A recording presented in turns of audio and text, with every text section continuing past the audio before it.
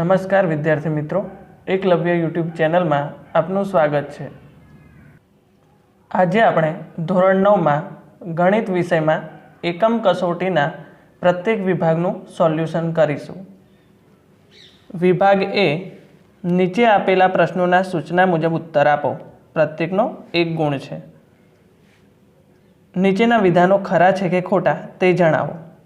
પ્રશ્ન 1, ત્રિજ્યાથી બમણી લંબાઈની જીવાને વર્તુળનો વ્યાસ કહે છે, તો આપેલ વિધાન સાચું છે।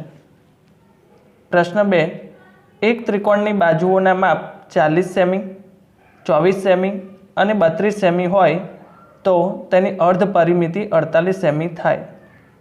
તો અહીંયા ત્રિકોણની બાજુઓના માપ 40, 24 અને 32 સેન્ટીમીટર છે, એટલે કે પરિમિતિ આપણે જોઈએ તો 40 + 24 + 32 કરીશું એટલે આપણને 96 મળશે અને એની અર્ધ પરિમિતિ એટલે કે 96/2 કરીશું એટલે 48 સેમી થશે। એટલે આપેલ વિધાન સાચું છે। નીચેના વિધાનો સાચા બને તે રીતે ખાલી જગ્યા પૂરો।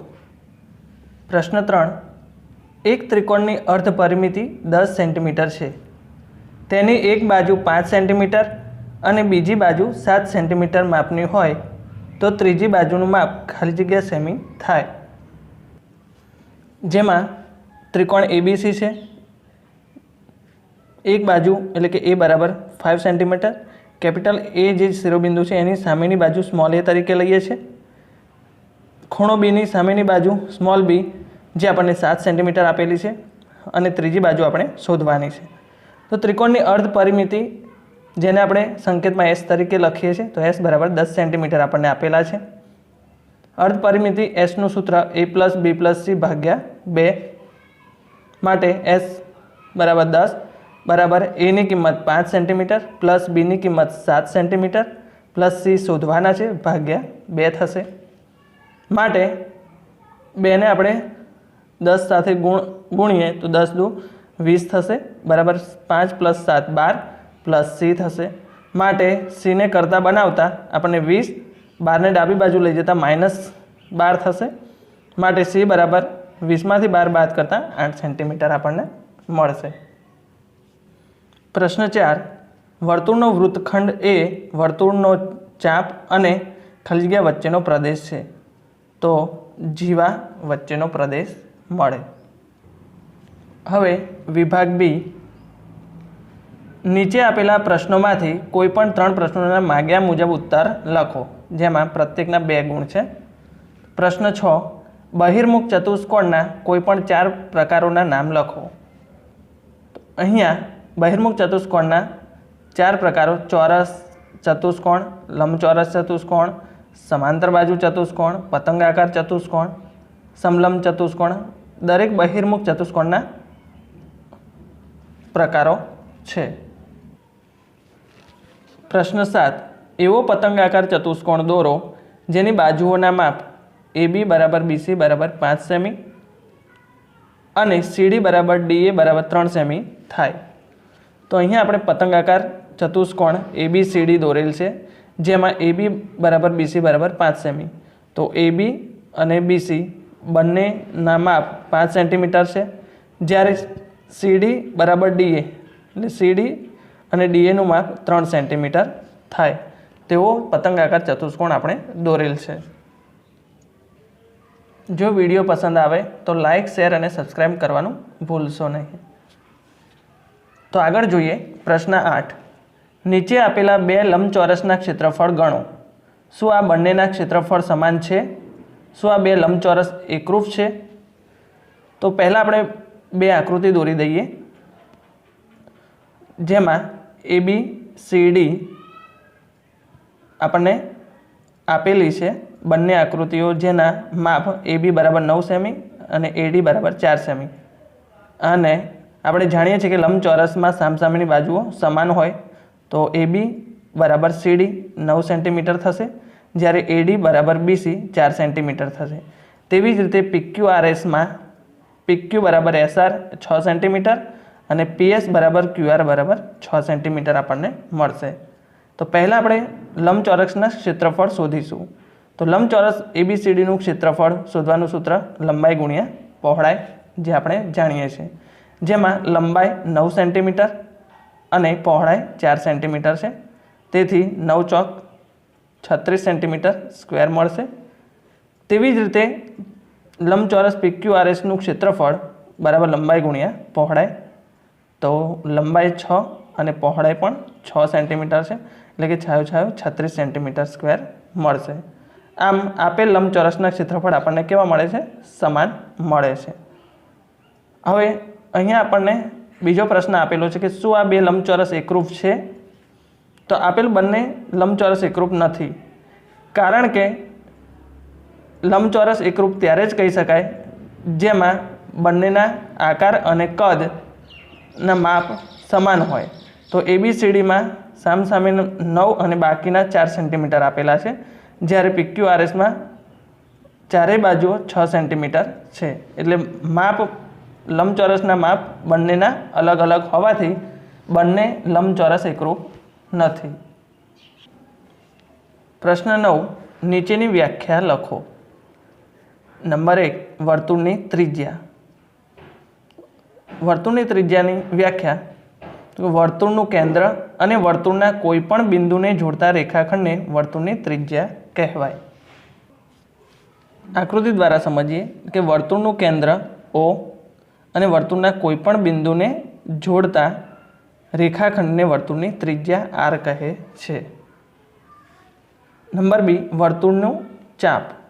વર્તુળ પરના બે બિંદુઓ વચ્ચેના વર્તુળના ભાગને વર્તુળનું ચાપ કહે છે।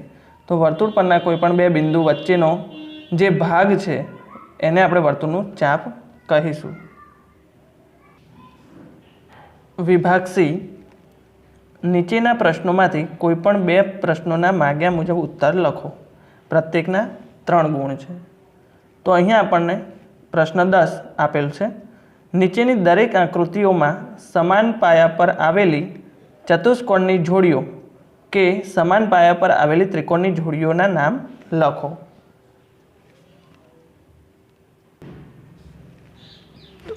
પહેલા અહીંયા આપણને એક ચતુષ્કોણ ABCD આપેલો છે, જેમાં પહેલા આપણે જોઈશું ચતુષ્કોણની જોડ।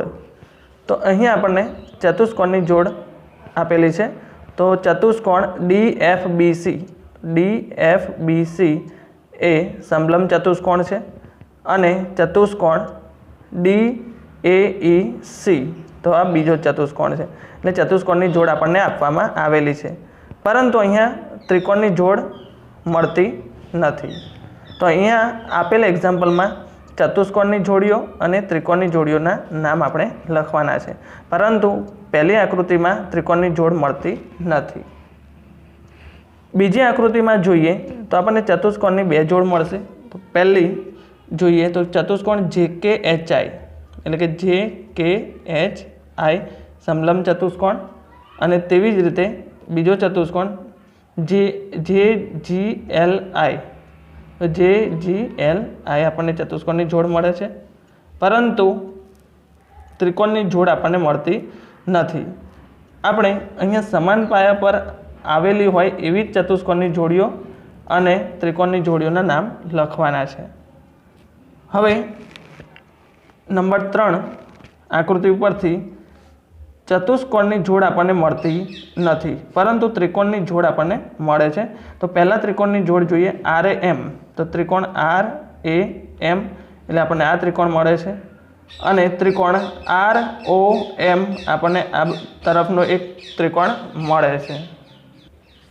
તેવી જ રીતે ત્રિકોણ ARO અને ત્રિકોણ AMO એમ ત્રિકોણની બે જોડ આપણને મળે છે। પ્રશ્ન 11, 5 સેમી અને 3 સેમી ત્રિજ્યાવાળા બે વર્તુળો પરસ્પર બે બિંદુમાં છેદે છે અને તેમના કેન્દ્રો વચ્ચેનું અંતર 4 સેન્ટીમીટર છે। સામાન્ય જીવાની લંબાઈ શોધો। અહીં આપણને બે વર્તુળો આપેલા છે, જેમાં 5 સેન્ટીમીટર અને 3 સેન્ટીમીટર ત્રિજ્યા। તો જે મોટું વર્તુળ છે O કેન્દ્રિત વર્તુળ, જેની ત્રિજ્યા 5 છે અને બીજા વર્તુળની ત્રિજ્યા 3 સેન્ટીમીટર છે અને તેમના કેન્દ્રો વચ્ચેનું અંતર, તો બંનેનું કેન્દ્ર વચ્ચેનું અંતર 4 સેન્ટીમીટર છે. તો સામાન્ય જીવાની લંબાઈ શોધો. એટલે અહીંયા સામાન્ય જીવા AB છે, તો જીવાની લંબાઈ AB શોધવાની છે. તો અહીં વર્તુળની જીવા AB છે. OP બરાબર 4 સેન્ટીમીટર, OA બરાબર 5 સેન્ટીમીટર અને PA બરાબર 3 સેન્ટીમીટર આપણને આપેલા છે. માટે કાટકોણ ત્રિકોણ APOમાં ખૂણો P 90° છે. એટલે મીન્સ જે ખૂણો P છે એ 90° થાય છે. માટે પાયથાગોરસના પ્રમેયનો ઉપયોગ કરતા કર્ણનો વર્ગ એ બાકીની બે બાજુના વર્ગના સરવાળા જેટલો થાય, જે આપણે જાણીએ છીએ. તો કાટકોણ ત્રિકોણમાં કર્ણ AO છે અથવા OA નો સ્ક્વેર બરાબર OP square plus PA square અથવા AP સ્ક્વેર. તો OA બરાબર 5 સેન્ટીમીટર એટલે 5નો વર્ગ બરાબર OP 4 સેન્ટીમીટર 4નો વર્ગ અને AP 3નો વર્ગ થશે. એટલે કે 5નો વર્ગ 25 બરાબર 4નો વર્ગ 16 પ્લસ 3નો વર્ગ 9. એટલે કે 25 બરાબર 16 પ્લસ 9 એટલે 25 આપણને મળે છે. આમ ત્રિકોણ APOમાં AO સ્ક્વેર બરાબર OP square plus AP square આપણે સાબિત કરી શકીએ છીએ. એટલે કે ડાબી બાજુ બરાબર જમણી બાજુ. આમ આ ઉપરાંત જોઈએ કે O કેન્દ્રિત વર્તુળમાં OP એ જીવા AB ને કેવું છે, લંબ છે. તો AB ને જે જીવા છે સામાન્ય જીવા OP ને લંબ છે. તેથી OP એ AB ને દુભાગે છે, એટલે કે બે સરખા ભાગ કરે છે. માટે AB બરાબર 2AP આપણે લખી શકીએ, કારણ કે આ બંનેનું અંતર કેવું છે, સમાન. એટલે કે AB બરાબર 2AP બરાબર 2, APની લંબાઈ 3 સેન્ટીમીટર છે, માટે 2 તરી 6 સેન્ટીમીટર થશે. આમ AB જીવાની લંબાઈ 6 સેમી મળશે. એક્ઝામ્પલ 12. એક ત્રિકોણની પરિમિતિ 32 સેમી છે અને બે બાજુ 8 સેમી અને 11 સેમી માપની હોય તો તે ત્રિકોણનું ક્ષેત્રફળ શોધો. તો અહીંયા આપણને એક ત્રિકોણ દોરેલો છે, જેમાં બે બાજુઓ 8 સેમી અને 11 સેમી આપણને આપેલી છે. તો પહેલાં આપણે ત્રીજી બાજુ શોધીશું. તો અહીં ત્રિકોણની પરિમિતિ આપણને 32 સેમી આપવામાં આવેલી છે. એ બરાબર 8 સેમી, એટલે કે ખૂણા એની સામેની બાજુને આપણે એ તરીકે લઈએ છીએ, બીની સામેની બાજુ આપણે સ્મોલ બી તરીકે લઈએ છીએ. આમ એ બરાબર 8 સેમી અને બી બરાબર 11 સેમી થાય. ત્રિકોણની પરિમિતિ બરાબર ત્રણેય બાજુનો સરવાળો, એટલે કે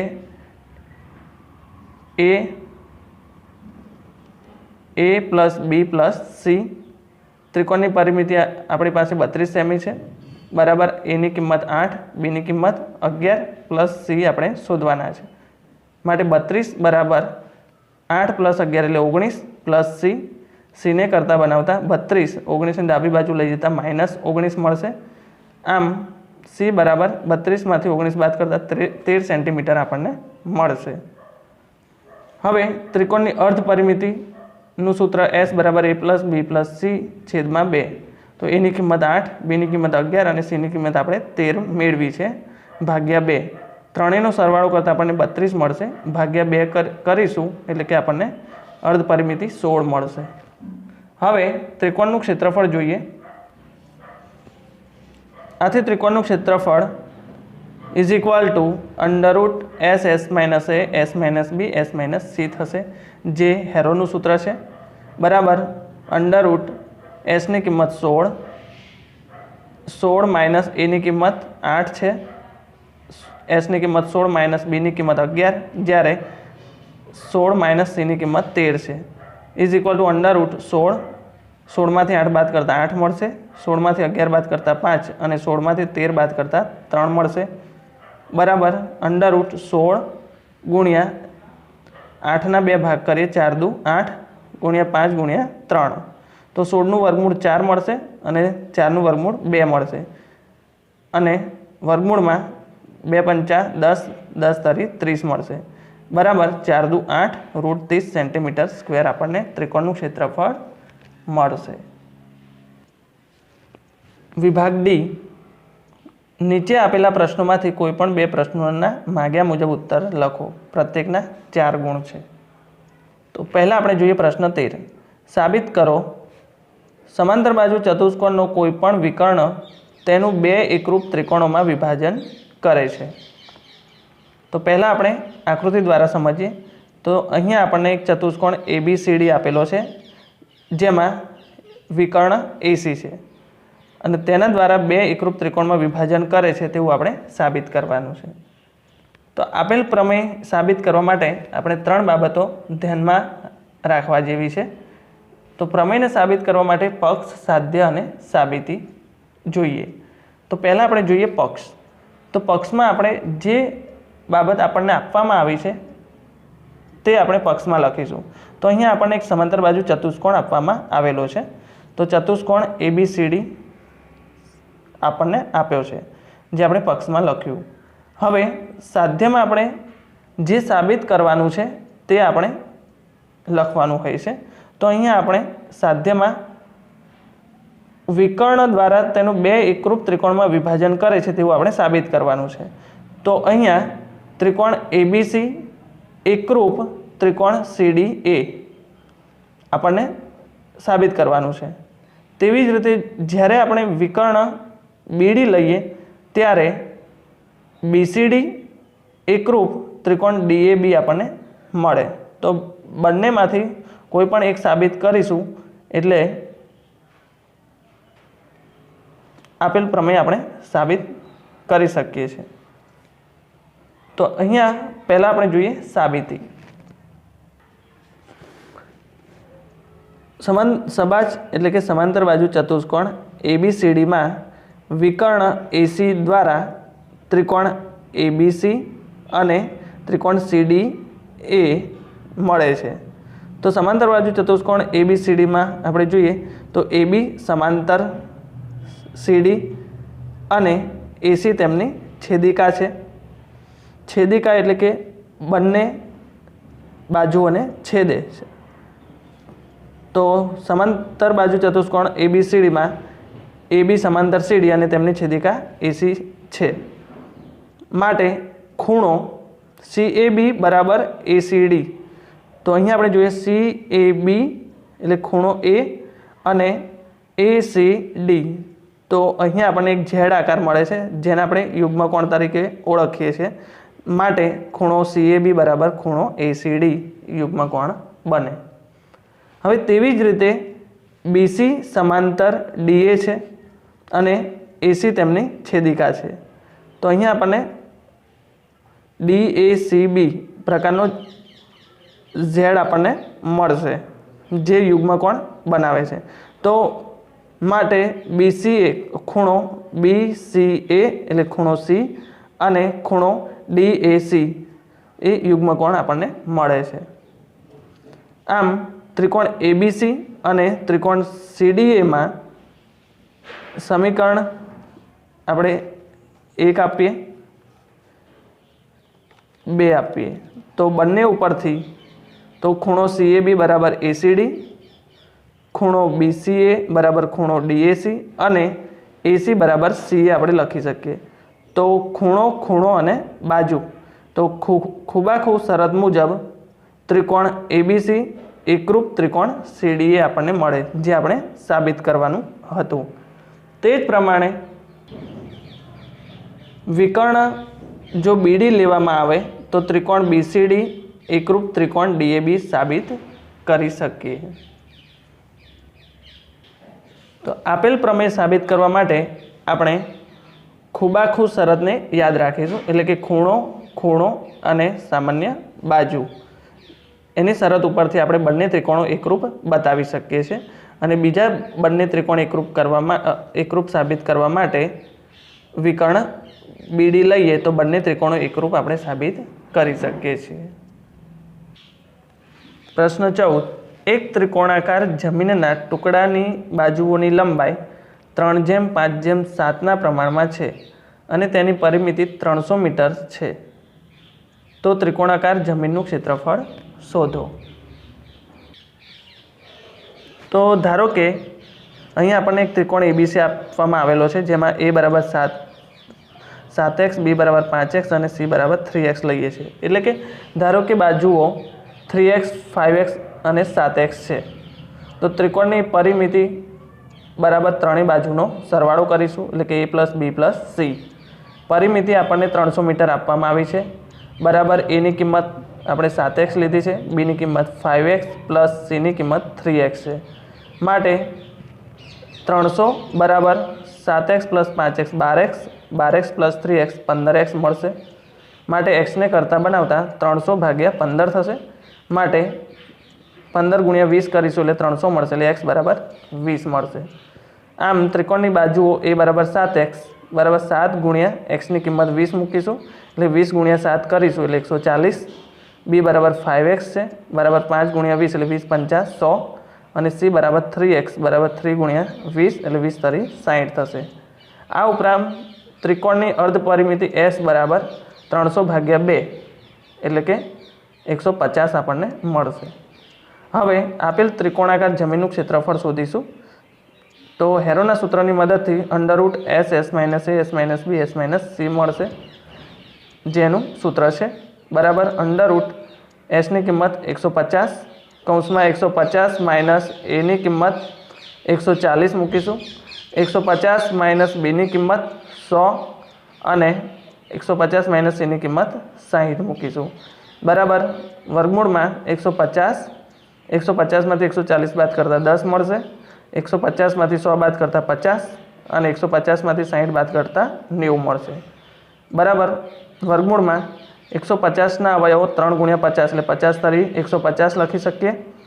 10ના 10 અહીંયા આપણે રાખ્યા છે, 50ના 50 અને 90ના અવયવો 10 × 9 = 90 થશે।